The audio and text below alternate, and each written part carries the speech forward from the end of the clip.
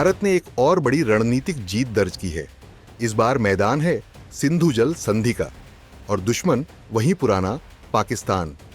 जम्मू कश्मीर में भारत द्वारा बनाए जा रहे किशनगंगा और रथले पनबिजली परियोजनाओं को लेकर जो कोर्ट ऑफ आर्बिट्रेशन ने पूरक फैसला सुनाया, उसे भारत ने सिरे से खारिज कर दिया है। भारत ने साफ शब्दों में कह दिया है कि जब तक पाकिस्तान आतंक का निर्यात बंद नहीं करता, तब तक भारत सिंधु जल संधि को मानने के लिए बाध्य नहीं है। अब थोड़ा इतिहास समझिए। 1960 में भारत और पाकिस्तान के बीच हुई सिंधु जल संधि यानी इंडस वाटर्स ट्रीटी को विश्व बैंक की निगरानी में लागू किया गया था। इस संधि के तहत भारत को 3 पूर्वी नदियां रावी, ब्यास और सतलुज और पाकिस्तान को 3 पश्चिमी नदियां सिंधु, झेलम और चिनाब दी गई।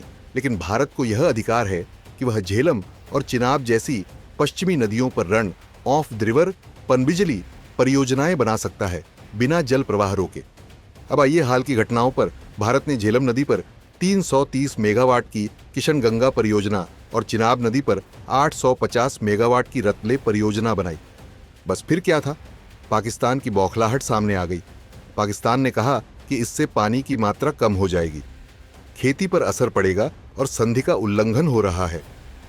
पाकिस्तान सीधे पहुंच गया कोर्ट ऑफ आर्बिट्रेशन, लेकिन भारत ने इस कोर्ट को मानने से ही इनकार कर दिया। भारत के विदेश मंत्रालय ने इस मामले पर जो बयान दिया वो पाकिस्तान के होश उड़ाने वाला था, और वो ये था कि भारत ने कभी इस अदालत के अस्तित्व को मान्यता नहीं दी। इसका गठन ही सिंधु जल संधि के मूल प्रावधानों का उल्लंघन है। यह एक अवैध कोर्ट है जिसकी कोई कानूनी मान्यता नहीं है। हम इसके किसी भी निर्णय को नहीं मानते। यानी भारत ने पाकिस्तान को कह दिया कि तुम जो भी ड्रामा रचो, भारत नहीं झुकेगा। कोर्ट ऑफ आर्बिट्रेशन ने 2022 में भी एक फैसला सुनाया था और अब एक नया सप्लीमेंटल अवार्ड दिया। भारत का कहना है कि पाकिस्तान आतंकवाद का वैश्विक केंद्र है। यह अदालत सिर्फ पाकिस्तान के इशारे पर काम कर रही है। ये सब भारत को रोकने और अंतर्राष्ट्रीय मंचों पर भ्रम फैलाने की कोशिश है। सीधा सपाट जवाब है कि ये अवार्ड हमारे लिए कागज का टुकड़ा है। अब सबसे बड़ा ऐलान आया जब भारत ने कहा कि सिंधु जल संधि अब अस्थायी रूप से रोक दी गई है, क्योंकि पहलगाम आतंकी हमले में 26 निर्दोष लोगों की मौत हुई थी।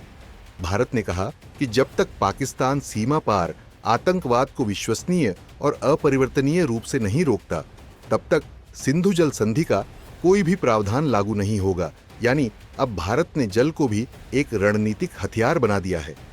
भारत ने विश्व बैंक द्वारा नियुक्त न्यूट्रल एक्सपर्ट को भी चिट्ठी लिखी है कि फिलहाल विवाद की कार्यवाही रोकी जाए। भारत की मांग है कि पाकिस्तान पहले जवाबदेही तय करे।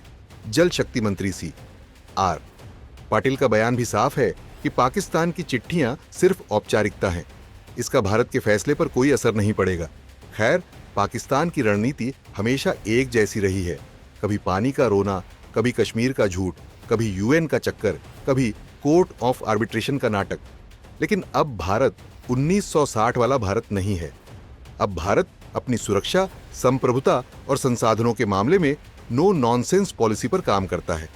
जो देश आतंक फैलाता है उसे न तो पानी मिलेगा न बातचीत।